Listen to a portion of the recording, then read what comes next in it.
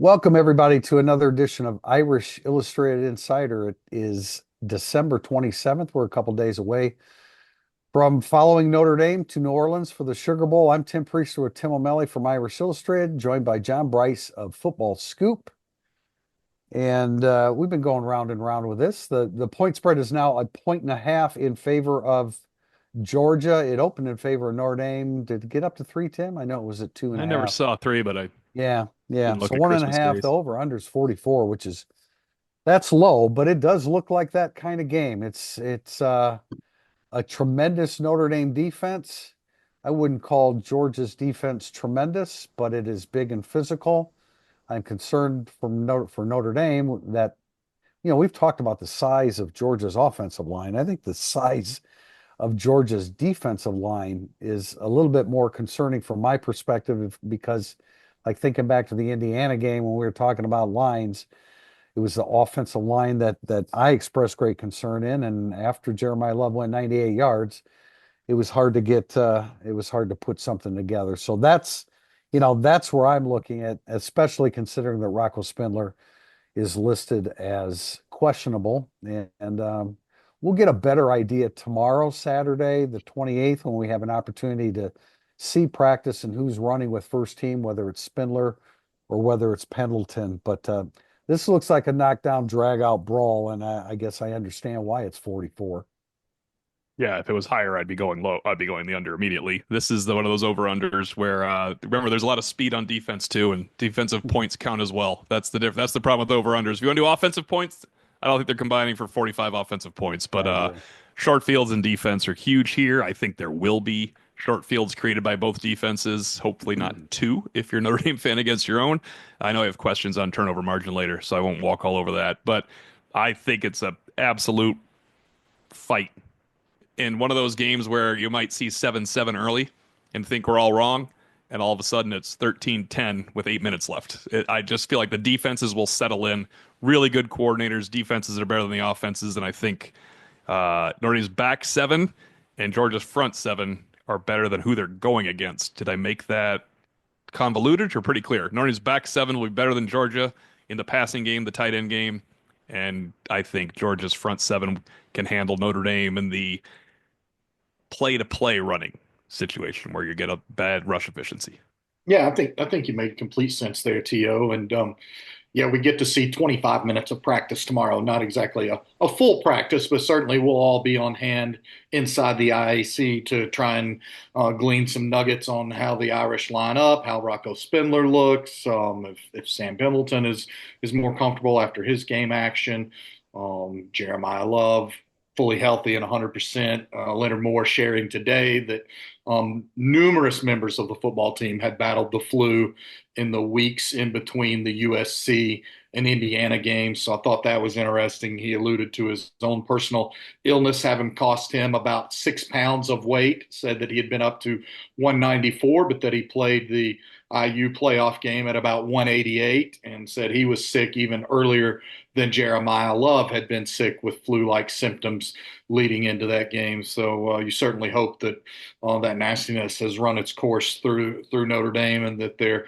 healed up from any sort of illnesses as well as any injuries and ailments. So I'm like you guys. I think it's as I study it more, as I've watched more Georgia film the past few days, I immediately point to the Texas A&M game to open the season. I think this game is going to have an incredibly similar feel to that. I think that the Georgia defense is better in totality than that A&M defense, especially as you note at the second level. To I looked at Mel Kiper's most recent big board. He's got three Georgia defensive players among his top 13 prospects.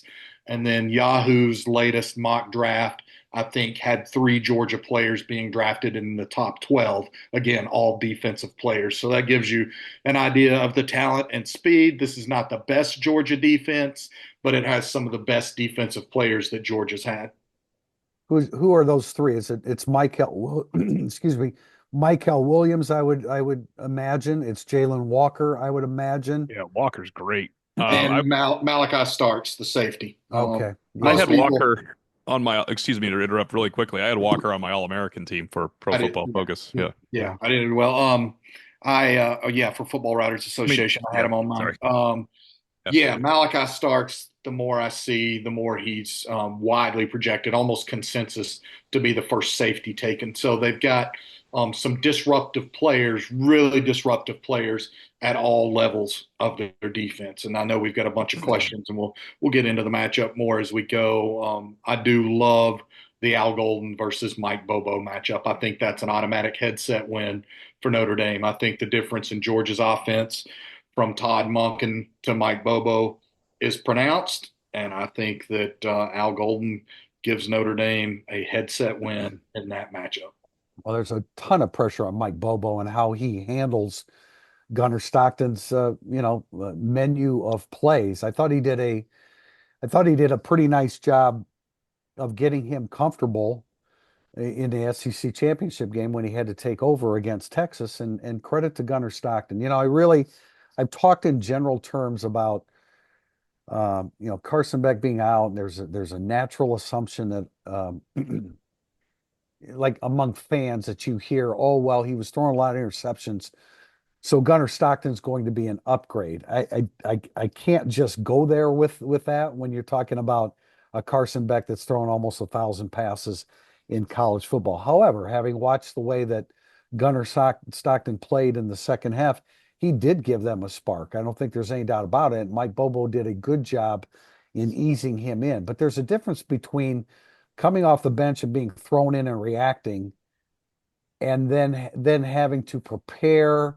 I mean, obviously Stockton's going to be better prepared because of the last 3 weeks, but you also have 3 weeks to think about what your situation is and to study Notre Dame's defense. And he's got to be looking at Notre Dame's defense and saying, okay, I haven't seen anything quite like that. So it's going to be very interesting. I was impressed with Stockton in the second half. Obviously, he gives them much more mobility, but I think one of the things that is overlooked is he threw a horrible 3rd and 13 pass. And if there just doesn't happen to be a Georgia offensive lineman in the vicinity near the sideline, that ball is going for a pick six. And we're looking at Gunnar Stockton much differently than we are today. But make no mistake, he did a good job. He can run. He wants to escape to his right, just like Riley Leonard wants to escape to his right.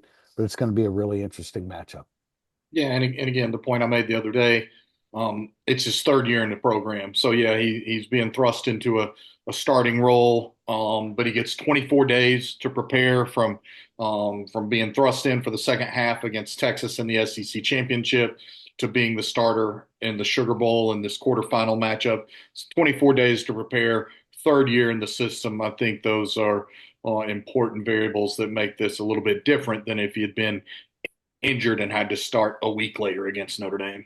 Tim, what is your perspective on from Carson Beck to Gunnar Stockton? Yeah, I've always felt like, guys, I've said Steve Angeli will go in and win any game if Riley Leonard gets hurt, one game on the schedule. Even back in the when we didn't know about Buckner and Pine, Drew Pine's the type of guy that can go in and win that game in the second half, like he did against Wisconsin. I think when they see you on tape, a guy like Al Golden has an advantage. Um, I can't pinpoint. I don't want to say like Starks or anything, pinpointing one defender, but I equate Georgia in its pick 'em with Notre Dame because I don't think Notre Dame can score a lot on them. So I don't think Georgia's going to score a lot on Notre Dame either. So I don't want to minimize it at all, but it's almost like the Beck Stockton thing isn't as important to me as if I could pick a couple of Georgia guys on defense not to be out there. Does that make sense? Like I feel like Notre Dame was going to control Beck and they're going to control Stockton and they'll both have success in some way. I just think it is a. I do go to Pete's point though. Like Carson Beck would be the best quarterback they faced this year to this point had he played. When I say Tyler Shook was the best that day. He balled out. He doesn't always play like that. He was Tyler Shook that day will play better than Carson Beck or Gunnar Stockton, Georgia for Notre Dame. He was great. Yeah. But I think it is good that yet again Notre Dame's defense is going against a quarterback who's a little bit strapped for passing skills compared. It doesn't matter what they used to face, but compared to what Notre Dame usually goes against, they usually are facing a much more polished passer in these situations. It's the wrong defense to go against when you have issues at quarterback. There's And there's oh, I was just going to say, Jaden Maava. I think to your point about Tyler Shuck, Jaden Maava had a career day He did. that He day played for well. USC. He was as good as any quarterback. Maybe his overall accuracy wasn't there, but some of the throws he made were NFL throws that day, because it wasn't just Christian Gray struggling a little bit until he came up big and saved the game. It was Christian Gray multiple times being in decent position and Maava just putting the ball where only his wideouts could get it. And that was the first time that Notre Dame had faced a team that had players that could start for Notre Dame. I do think your point about the skill position players at Georgia this year is incredibly valid on the offensive side of the ball. It's a much different skill group. They're very similar, I think, to Notre Dame's wide receiver core. Pretty even in my opinion. There's not one of those dudes that you look at and see as an automatic NFL guy, or a Lad McConkey, or even a Darnell Washington, who's this 6'8" behemoth coming down the field at 270 playing tight end and jumping over people. They don't have that. I'm curious to see if Trevor Etienne can go in this game. He's been basically a non-factor for Georgia down the stretch. He's their best running back. By the end of the season, they were down to like a third string tailback and then a walk-on tailback in Cash Jones. I think they're expected to be much healthier at the running back position in this contest.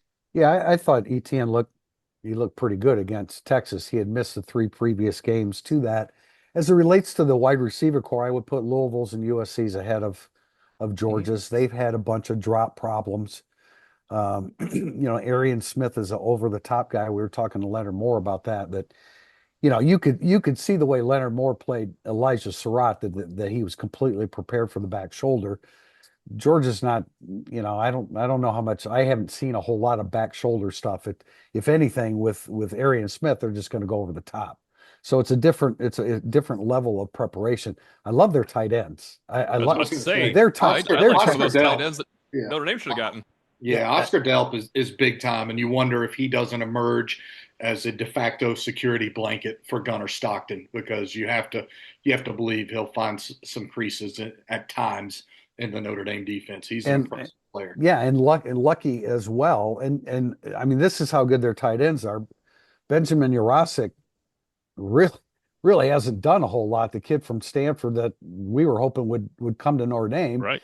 thinking it was a good fit. I don't know how he looks on it, but I mean how he looks back on it. But he's their third tight end, so I'm not sure that was a great business decision. Well, it Uh, may have been a it Might may have have been a been a hell of a good good business it decision. may what have been business are a you in, Tim it Priester? was a good it was a good financial decision. I don't Yeah. know that it prepared him anymore for the next level that he's going to attempt to play on. But I love their tight ends. Delp, I agree, is really good. But Lucky, the other guy, has been really, really good this year too, after doing very little last year.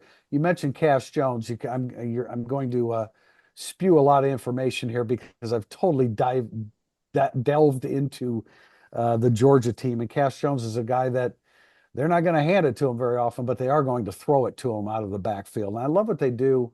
They mainly their passing game with ETN.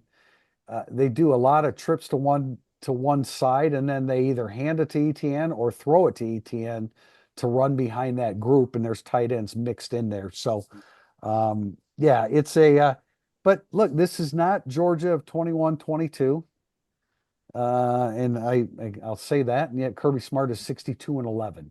Yeah, well, they wouldn't have 62. they wouldn't have two losses if it was Georgia of 21-22 against. Well, They that's were they exactly were right. fantastic Right. And defense. that is, and half of those losses are to Alabama or thereabouts. Yeah. So, still a great team. I feel like,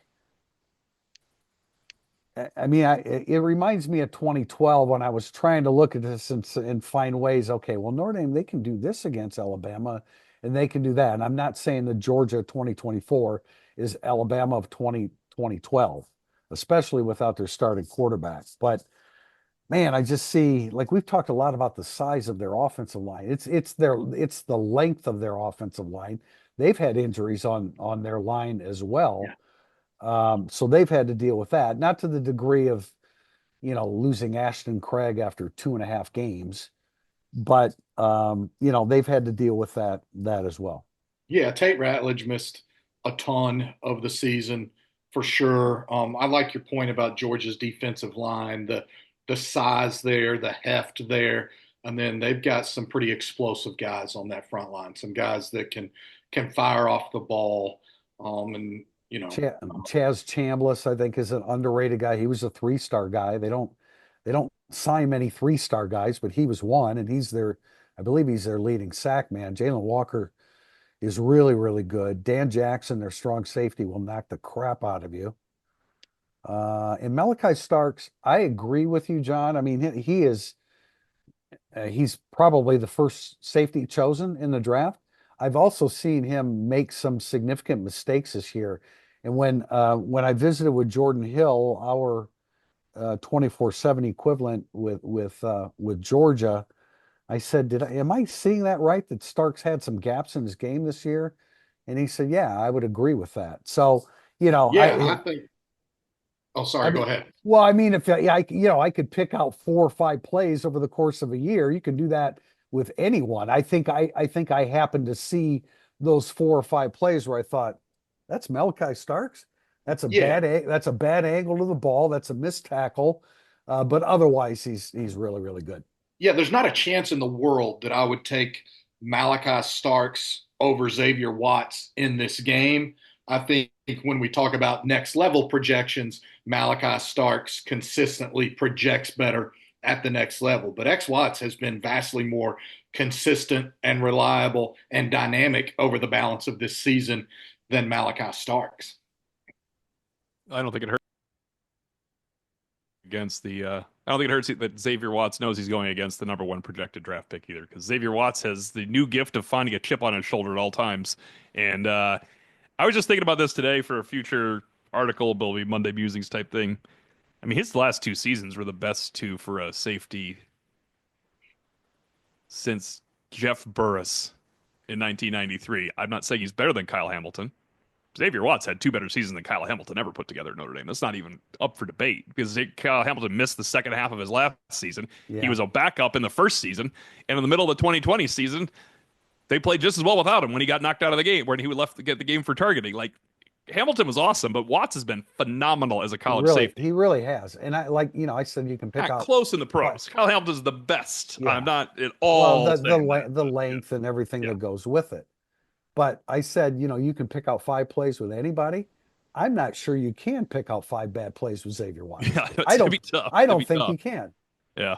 I don't remember him. Not that no, not that mattered. I mean, I could think of one against the deep dig was probably Louisville. Otherwise, I wouldn't even remembered it. But that's about it. Yeah, he's been fantastic. All right, let's wrap up segment 1 here. Notre Dame has added some people in the transfer portal. I'm not sure when Malachi, have we had a podcast since Malachi Fields came on board, but Notre Dame got him from Virginia. I think it was the Also, podcast curse, Tim. I think it happened that day after we did the oh, that's podcast. happened. Yeah, Yes. yeah, that was due to rear Yeah, its ugly head on us. but you called it on the podcast, Tim. You said been some dialogue and some Oh interesting yeah, yeah. developments there, and monitor. You were all over that one, TP. Well, I think a few of us were. Yeah, I know you were too, but I appreciate that. Yeah, we did hear it from separate sources, and it proved to be true. There was also a little caution thrown there that, hey, maybe it's not a done deal. And then when we no sooner considered that, and it broke that day. I think he's going to be a significant difference maker. He has the consistency that Bo Collins will never have as a receiver. Great size, body control, high point strength. Runs a tremendous comeback route up and out, to the sideline. I really, really like his game. Not a burner, but he's 6'4", 220, but he will put pressure on defensive backs. Will Pauling from Wisconsin, I think, is a much different receiver. He's a chains mover. He's a second. He goes from 1st and 10 to Yep. 2nd and 8, 2nd and 2. If That's it's the first and kind of 10 to second and 8, we got to pass yeah. on that one, Tim. It's a second. He's a guy. He's not going to shake a lot of people. Somebody suggested, well, could he play X? No, he No. cannot play the field. He is a slot receiver, and he knows how to find gaps against man and zone. But he's not a guy that's going to run away from people. He's not a guy that's going to run through tackles. when I say all these things, it's like, oh, well, why would they want him? Because he can move the chains. That's exactly why you want a player like that. And then Ty Washington, as I hog the whole commentary here on the portal signees, Ty Washington is an exceptional blocker. He's an exceptional blocker. I haven't seen anything yet of pass catching with him. I think we're all surprised because he was a guy that was suspended by Arkansas, but obviously Notre Dame vetted him and they feel good about it. So now, as soon as there are these commitments, signees, it's like, yeah, but they need defensive tackles. Yes, they do need defensive tackles. There's no exactly an exact timetable on when you get the players in the order. The order does not matter, but I do worry a little bit about whether they can get the level of defensive tackle that they need in the portal. Yeah, I think there's optimism. That's how I would say. I was when we did the last podcast, and I said I think they would get 5 to 7 guys out of the portal in this cycle, and it's been indicated to me they feel really good about 6, and we know that 4 are in the fold, and there's a couple more out there, and I would expect those to be of the defensive line variety as long as they can get it nailed down. I do suspect that they do have a couple defensive tackles lined up. Would you agree with that, John? I think that's correct. Okay. You guys talk about breaking Malachi Fields news. Next things to say, number 12. Calandria hits Malachi Fields for 27 yards, and he sheds Jack Kaiser for 17 more. That looked like a taller version of Irv Smith running down the field. Time to open up the lines of communication because he has 1 season of eligibility left. Bang! We got him on Next Things to Say after the game. Walked right up there and pulled him in. They would never tamper, but that's was right there. That just moved you to speed dial spot number 1 on Seinfeld's phone. That's right. He is, I can't top that. He is tight endish, and I mean that in a He good can way. move though. Yeah, no, he can move though. I know. Mike Mickens looked at Malachi Fields. Yeah, why don't you elaborate on that, Tim? That is, we always talk about like I would look good in someone's room. You know who knows the most about who looks good in someone's room is the guys that have to game plan against them, defend them, and then find out they struggle with them anyway. I mean, that's just that's who you're asking these questions of. Yeah. Yeah, no doubt. And who, it's just like Marcus Freeman said, when Mike Mickens says, I want that defensive back, or if Mike Mickens, he didn't say this, I'm saying it. If Mike Mickens says, damn, we have a hard time stopping that guy, it's the equivalent on the other side of the ball. Yeah. He did not catch that one deep ball though. I will go to my grave on that one. That was Terrible. that was a non-catch. That was a That's non-catch. right. That was Yeah, him. that was That's him. right. Yeah. That was him. Yeah. Hey, looking to upgrade your wardrobe? Founded by Notre Dame alum Go Wang, you've seen ESQ's custom clothing on the player walk and all of your favorite players and coaches. With more than a decade of making the best bespoke clothing available, ESQ will help you look and feel your best. From a perfect fitting suit or sport coat, shirt or bomber jacket, or that perfect tuxedo for wedding season, check out esqclothing.com and book an appointment to upgrade your wardrobe today. Mention Irish Illustrated and get 10% off your entire purchase. That's esqclothing.com. Segment 2, burning up the boards. It is next. If you're coming to a game this season, you have to check out Game Day Your Way, Notre Dame's tailgate service provider. Game Day offers everything you need, including tailgate gear, catering, and even beverage delivery right to your spot. And their Irish Express transportation from Chicago allows you to tailgate while you travel to their all-inclusive party zone in South Bend. Let Game Day deal with all the hassle so you can focus on the fun. For tailgates, tickets, transportation, and more, visit GameDayYourWay.com. Welcome back to segment 2. We call it Burning Up the Boards. Our first question is from Lexington, Kentucky, and Hayden Adam Z. What should we read into the Ty Washington edition? Mitchell Evans is off to the NFL. Will Raridan or Flanagan transfer? I don't look at signing Ty Washington as that at all. I mean, you need a bunch of tight ends, and he's an excellent blocking tight end. As I said, I don't know exactly what he could do in the passing game, which is why I didn't do a film review on him because I haven't been able to dig up enough on him. But I mean, he's a better blocker than Raridan, And Raritan's done some really, Raritan's Raritan's made become some good really, too. Yeah. no, Mhm. he's made some real progress, but I think Ty Washington is a natural blocking tight end. So it's just adding to the room.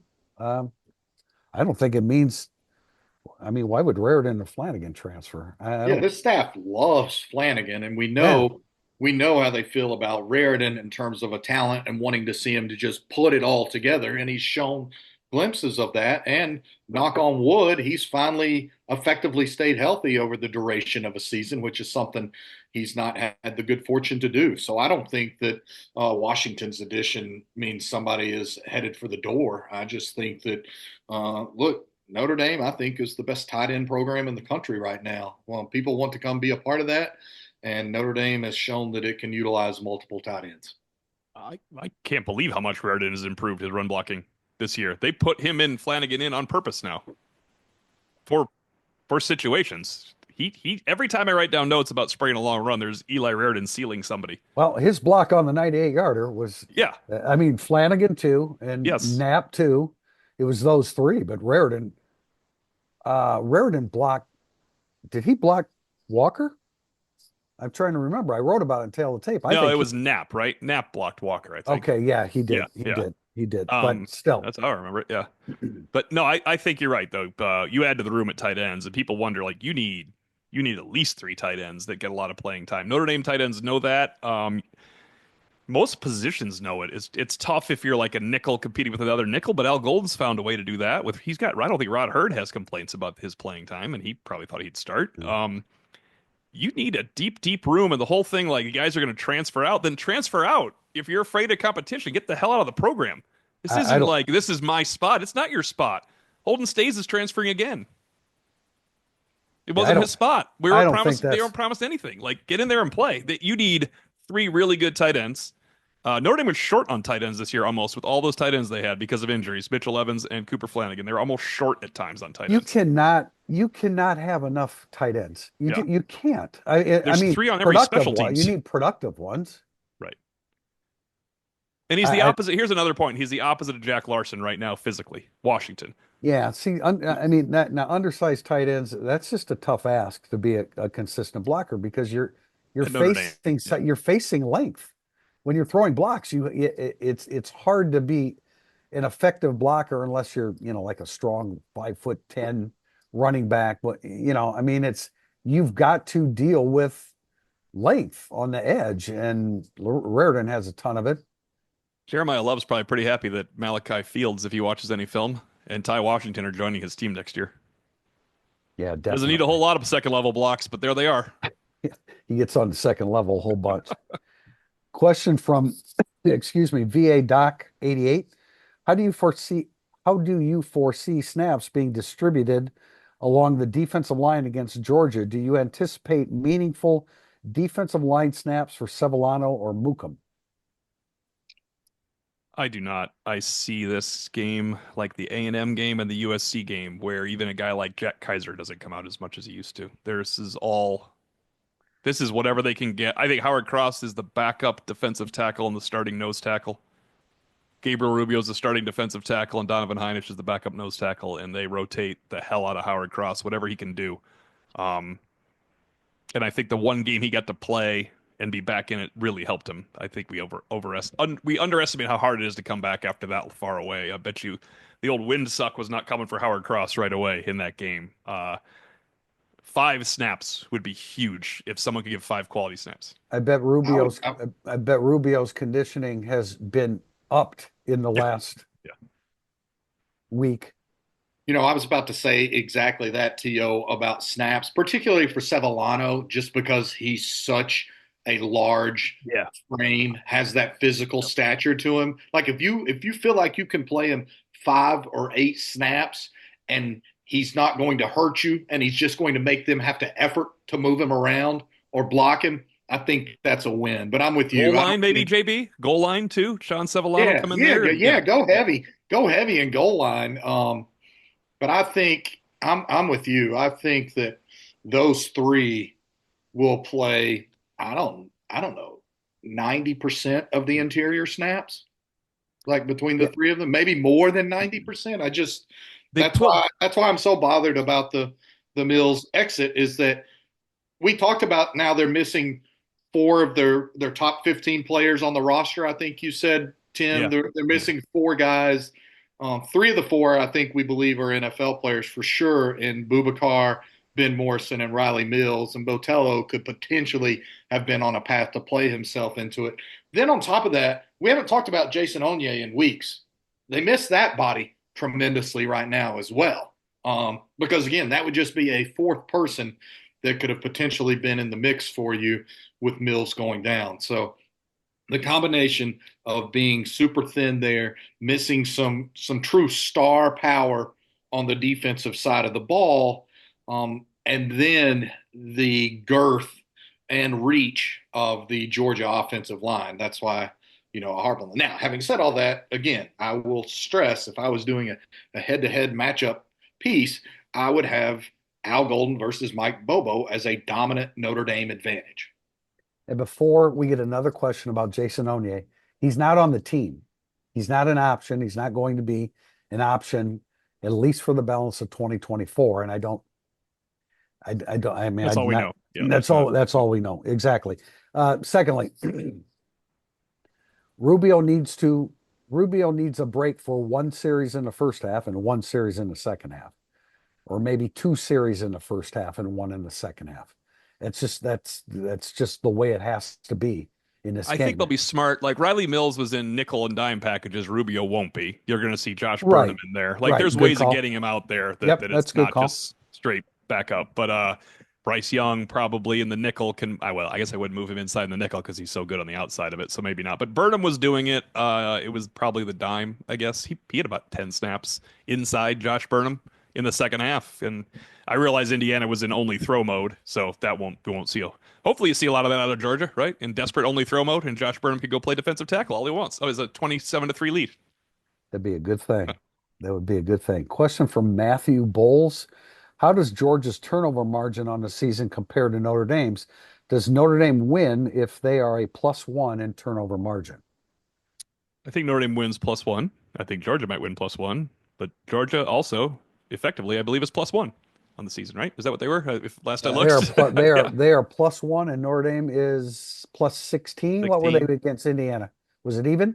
He was even against Indiana, right? Notre Dame is +16. They're in the top 5 in the country. I think just because I think Notre Dame's offense is going to find pretty tough sledding against the Georgia defense. I think I've already said if Notre Dame's +2 in turnover margin against Georgia, then I expect Notre Dame to win the football game. But I think it needs to be +2. And then turnover margin. Here's a really interesting note. Georgia is exactly +1 on the year, but they've been vastly better away from home at generating turnovers. 13 of their 19 turnovers forced have come away from home, either on the road or neutral site games. So I think that's pretty interesting. I don't know what the hell it means, but I do find it interesting that they've been more disruptive away from home than they have between the hedges. I'm going to make Tim Priester laugh. Tim Priester, you know what it meant remember there was one guy on Notre Dame's basketball team that was much better away from home. He was an All-American away from home and one of the worst point guards in the country at home. I'm not sure. The name's not coming to mind right immediately. You're surely not talking about P Hub. Yes, I am talking about P Hub. I was thinking. Don't do me like that. I was thinking like historical. No, he was a force away from home. He'd have 0 points and 4 assists, or 0 for 2 shooting, 4 turnovers, 1 assist. He got cocky at home and he just left. Prentice Hub at Syracuse through the years was freaking fine drama. I loved it. God, I really like some P Hub. Well, I'm looking at anyway, he was a road warrior, man. I'm trying to make sense, JB, of what you're saying there. Like they were at Kentucky, at Alabama, at Texas, at Ole Miss. That's pretty impressive then. And then neutral site game, they had Clemson and Texas both in Atlanta. So anyway, 13 of their 19 turnovers came away from home. I do find that significant. Yeah, well, and also Carson Beck had more than had 2/3 of their turnovers, right? Correct. Yeah. I mean, quarterbacks generally will have at least half, but I mean, that's right. I mean, there are only 8 quarterbacks in the country who threw more passes than him. He threw 488. That's a bunch. So you're going to an interception every 38 passes. That's not, it's not great. It's not horrible when you Yeah, throw as but much as, Beck threw well, 12. yeah, Beck threw he 12 threw of a their lot of bad 13. ones. Yeah. Yeah. Yeah, he threw a lot of bad ones. They weren't just interceptions, they were bad interceptions. Next question is from Go Irish Coffee. Could special teams be the key against Georgia? Forget the competition along the lines. Well, I'm not going to forget that actually. Could Bryce Young versus Georgia's new punter be a matchup to watch?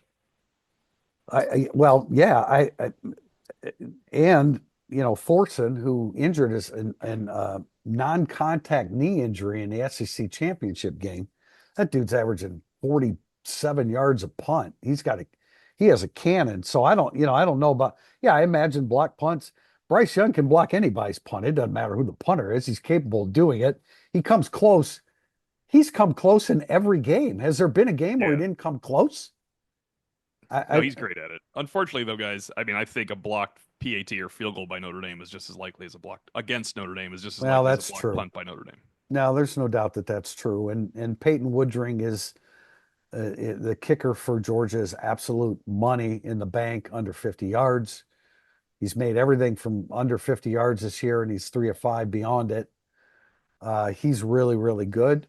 JB and I had a chance to, well, I guess you were over there, Tim, too, with Marty Biaggi, but we were talking about the importance of Mitch Jeter's 49-yarder against Indiana. JB, you talked to him about that. Why don't you elaborate on that? Yeah, thanks, TP. Biaggi said that they really truly feel complete health now for Mitch Jeter, and that he was making kicks well into the 50s in warmups the night of the IU playoff game. And so they felt really good. They looked at him on the sideline, gave the head nod. He said, "I'm good to go. Let's go do it." He drilled that kick. There was, Biaggi called it just one of the really rewarding coaching moments when you see a guy that's been through so much and battled a health injury and then had some mental stuff and some other breakdowns, both in his control and beyond his control. And yeah, he said it. I think T.O. asked him, we'd made the comment that kick was worth a hell of a lot more than 3 points. Yeah. And it was. And now he kicked an absolute rock, 49 yards in frigid temps, and he gets to go kick in the climate controlled Caesars Superdome or whatever it's now called. So that was significant. They've got to still clean up some blocking stuff, and I don't think it's been a lot of Reno Monteforte. I think it's been more the guards have had some breakdowns, and Mitch's kick was low on the one that did get blocked against IU. So it's never been, I don't think, the exact same thing on all of that. I do not understand breakdowns by guards on field goals.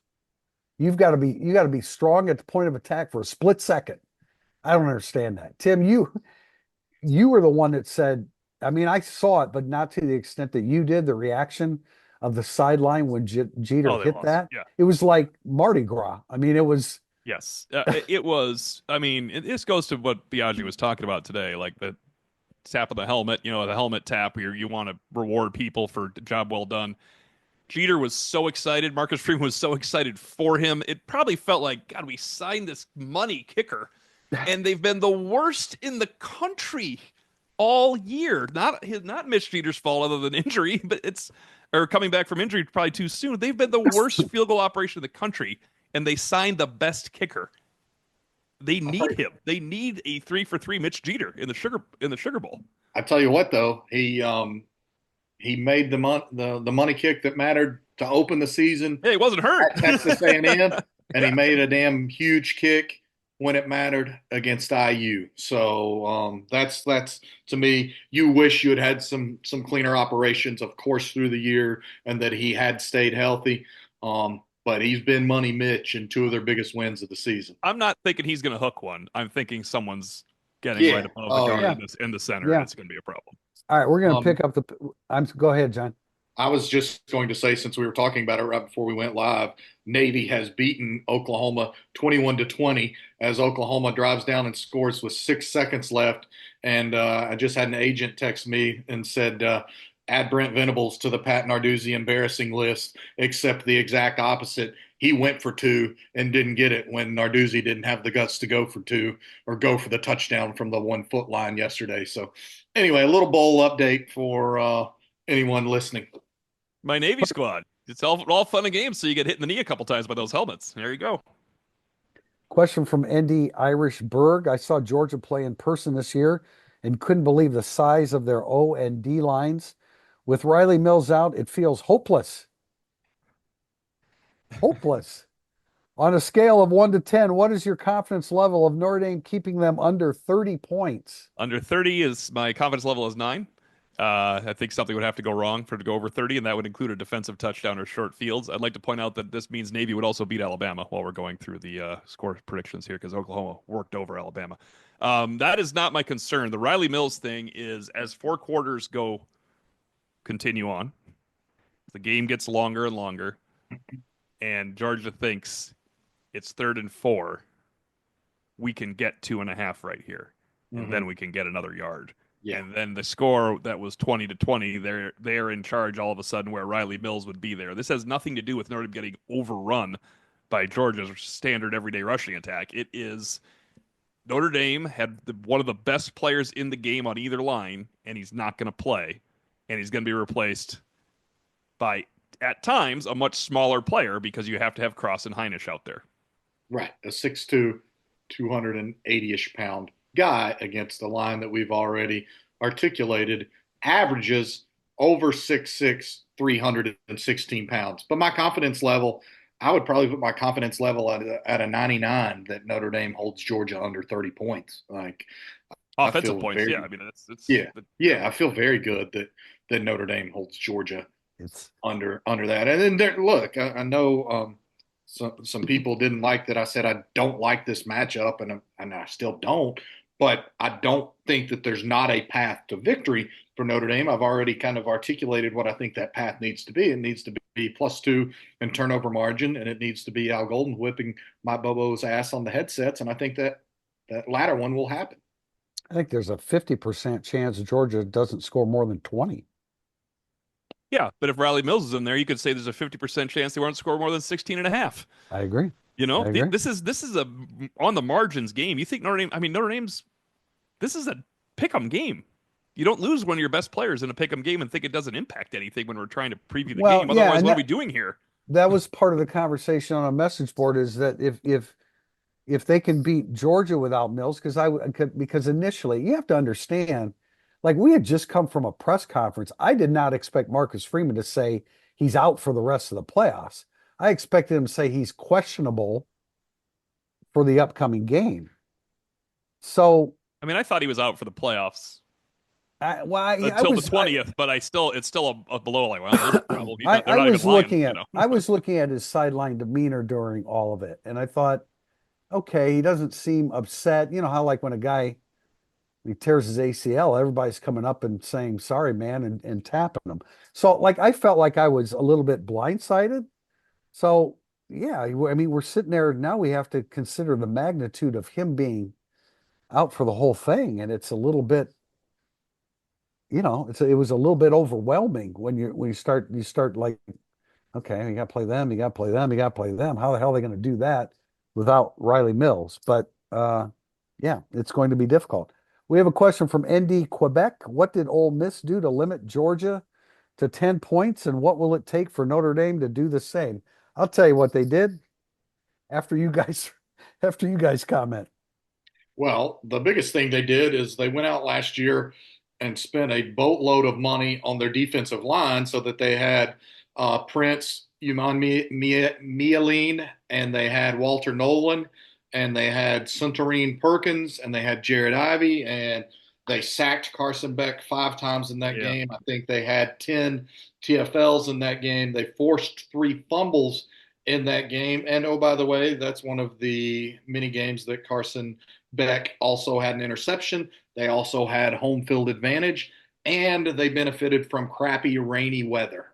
So that would be all of the things that I believe that Ole Miss did to stymie Georgia to the tune of 10 points in that game. Tim? I mean, I think they're not holding Georgia to 10 under these conditions. It's like saying, why was Miami of Ohio able to hold Notre Dame to 3 points in the first half of the game? It doesn't. It's there's an apples to oranges comparison going here with the Sugar Bowl situation Georgia's facing in the middle of the SEC season. It is the one thing the SEC is right about when they complain and complain and complain and complain. It's every single week you're out there doing this. At some point, you're not at your best. They have 30 days to prepare for this game. Yeah. Holding Georgia, Notre Dame could hold Georgia under 21 though, and that's the goal. And they Well, could do it with a depleted defensive line. And they it could gets probably harder and hold them harder. to they could probably hold them to 10, Tim, if Georgia turns it over 3 times, Notre Dame sacks them 5 times, there's 10 tackles for loss, and they limit their running game to 59 yards on 33 carries. I think I for mean, 10 that's what tackles for loss, we need Traore to be out there, Mills to be out there, and Morrison well, to be that's covering the probably guy true. for so I'm long. not saying it's going to happen, but it's like, how did they do it? They did that. They Yeah. did those, they put up those stats. And when you do that, Notre Dame would hold them to 10 points as well. Yeah, if Schuler and Watts feast back there with, as John Bryce says, a couple of turnovers, if Schuler feasts with a fumble recovery, returns 15 yards, if Watts picks one off, all of a sudden you see this game is going in Notre Dame's direction. But you need these guys. Notre Dame has to stay true to form. They have to win the turnover margin. It's been part of their success. 2 picks. I mean, I hate to put a number on it. It's like if Notre Block a Dame's punt. plus one, Block a will punt. they Same win? thing as a Or pick. block a punt? Right, Yep. exactly. I hate to put a number on like if Notre Dame's plus one, they will win. It doesn't always work that way, but a couple of picks of Gunnar Stockton, that would seem to be in order. We have a question from Drew 2000. If you were Georgia's defense, would you stack the box and force Riley Leonard to beat you with his arm? Yes. Yeah, Absolutely and I've said this would. since week 2, so yes, I would absolutely do. Yes. But it. but that's what every Notre Dame opponent should have been doing, right? Well, they have better Yeah, players. Indiana- but Georgia's got better players than every Exactly. Notre Dame. Yeah, I was Exactly. gonna say this is if Yeah, I were Georgia's- Georgia, I yeah. would do that. I mean, Indiana- the questioner who pointed out the size of Georgia's line, yeah, that's what I like. Like he's absolutely right. He or she is absolutely correct. Indy Irish Berg. I would like to know which game he saw them play in person, just to see. But he's absolutely right. I mean, again, they're huge, and they're huge on the defensive line. And as good as Notre Dame's offensive line has been, Notre Dame's offensive line is not overwhelmingly sized. No. Question from Jack 246. Where would you say Notre Dame has the biggest advantage versus Georgia? Well, Al Golden versus Mike Bobo, if I haven't made that clear. Jeremiah Love will be the best running back in the game. And Well, that's why I would make Riley Leonard beat me with his arm because Jeremiah Love is the best Sure. running back. I would absolutely stack the Everybody box. should do that. Indiana tries to do that against and every then, quarterback. But I think that Notre Dame has proved overall that it's maybe got some of the best intangibles, a feel for when to use some of the gadget plays in special teams, a feel for knowing when the team needs to go for fourth down. I've said consistently, I think this is, and understandably, I think this is the best job Marcus Freeman's done in terms of having the pulse of his team. And I can't remember a time where he's really pushed a wrong button this year in a key moment. Like maybe a couple of things didn't work, but I go all the way back to the fake punt last year at Duke and how much it was needed. And then he's had 5 or 6 of those moments this year. It's been really impressive for me. So those are some of the ones. I like X Watts as the best. I like Notre Dame's secondary as the best secondary of the two teams. And I like I said, Jeremiah Love as the best running back. And I think Jadarian Price is the second best running back in the game.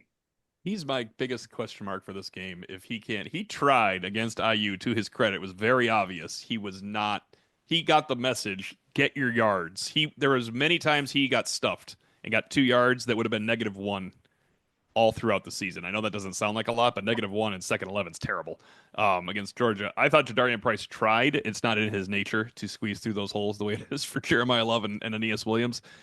If Price can have a good game, Georgia's in trouble because there's going to be other guys having good games. Jadarian Price is my absolute X factor in this game. 60 yards for Jadarian Price is trouble for Georgia.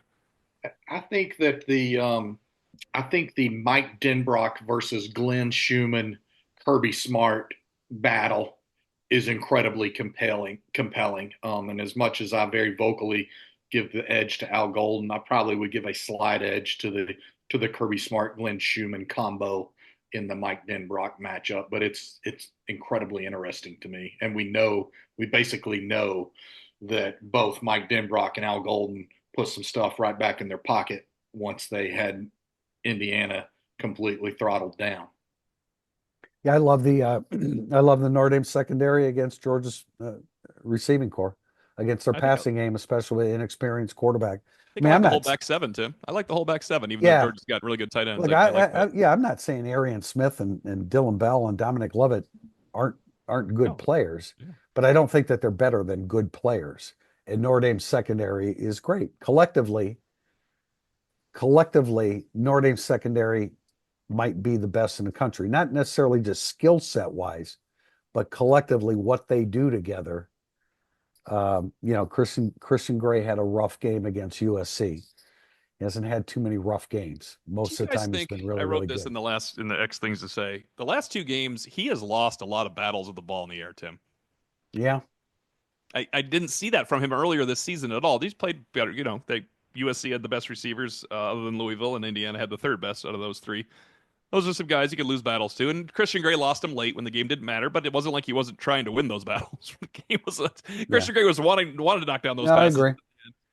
That can't continue, and it doesn't have to. He's real. It's not like we're not looking at oh no, look over there, he's in trouble situation. But we need the Christian Gray that was. You weren't sure if he was who was the better corner until the USC game. That's true. I wonder what would have happened had Ben Morrison stayed healthy. And though it wasn't necessarily a direct competition between Moore and Gray, I just think it would have been harder and harder to keep Moore off the field because when they would have put him in, he would have been productive because he's good and Do you he's hear what Moore said today? I think you were with Bowen. Moore, if people, I forgot this. I really glad Leonard Moore brought it up. Moore replaced Gray in the Louisville game. Morrison was still playing. okay. That was Moore's first and only game, including the week of practice, playing field corner. And he said he was all out of sorts, not knowing what to do at field corner. So that is remember, and that was when he gave up the two catches that Matt, it was two catches, whatever, but one Right. was a touchdown. It's really interesting to me if Morrison came back after 3 weeks. Would have been Morrison been asked to move to field corner? Hmm. Be more prepared for it, right? As a junior All-American, Yeah. probably. Yeah. Yeah. All right, we're going to wrap up. We're running long here today. We have a couple of questions. One from DHS Spartan 1985, and that is if Notre Dame gets by Georgia, who do you think they are likely to play, and who would you prefer to see them play on their side of the bracket? And then also he wants to know about the other side of the bracket. And then from Irish from A2, do you guys still feel Penn State is a fraudulent team? I do Yeah, not. I I think like Penn State better than I used to. yeah, I think Penn State is a playoff team. I've said that all along. I just think they probably were an overseeded Yes. playoff team Right. because the Yeah. best thing they have are a couple of losses, and they trailed essentially wire to wire against Oregon. Well, they did, and then after being spotted a 10-0 lead at home against Ohio State, they trailed the final 42 minutes of that game, if I'm not mistaken. So, and again, for the way that they blew out SMU, Drew Aller was 13 of 22 for like a buck 27 and no passing touchdowns. And they didn't need them, but that those are below pedestrian numbers. I think, and I've got to wrap it up here, so then I'm going to answer and turn the rest of the show over to you guys. I think that they would play Penn State. I think Penn State's defense is pretty legit. I think Boise State would be preferable if Notre Dame was to get past Georgia because Boise State doesn't have the physical stature that Penn State has, and Boise State's a little more one dimensional on offense. And then on the other side of the bracket, I like Texas to pretty physically manhandle Arizona State, and I've been saying Ohio State is the most talented team out there. I think I'm going to take Ohio State in the rematch with Oregon if Ohio State plays remotely like it did against Tennessee. I think Penn State will lose a close game to the winner of the Notre Dame Georgia game. I thought Penn State the way they play defense will match up well in that game. Notre Dame and Georgia aren't going to score more than 27 on them either. I don't think that'll be a really good matchup. By the way, Notre Dame's favored by 1.5 over Penn State, and Georgia's favored by 2.5 right now. You can get both. So that's how close Vegas thinks Notre Dame, Georgia, and Penn State are. Irish are favored by 12.5 over Boise, and Georgia's favored by 13.5 over Yeah, I Boise. mean, yeah, clearly you want to play Boise, and Yeah. I didn't think Penn State was fraudulent. But we just didn't think that they were seated where they should have Right. been seated. If they were like if they were that whole time, if they were 9 and Notre Dame was 4 and 5, you'd be like, yeah, Penn State's pretty tough, Well, as yeah, opposed to yeah, what we and foresee. maybe I mean our commentary may have sounded that way. Yeah. I get that, but I didn't really feel like they were fraudulent. I mean, they're obviously. I like Notre Dame's chances against Penn State. I don't want to get ahead, but that's what we do. Definitely, I Tim, agree here's my that. biggest issue with Penn State. Penn State will have played Boise State, and Notre Dame and Georgia will have played each other. And 8 days later, you're lining up again to go play another Notre Dame Georgia game against Penn State. It Oh, That adds yeah, up. You yeah, it talk about does. that doesn't add up. Penn State gets Boise. You Well, have that's true. It's not going to Georgia. be, yeah. No, there's no doubt about that. I think that's a good point. I agree with John. I like Texas over Arizona State. If anybody can tackle Scatterbo, which I don't, Texas, we haven't seen too many teams right? be able to do it. I mean, I'm not sure Texas can, but I don't think that's going to be enough, to sway that game one way or another.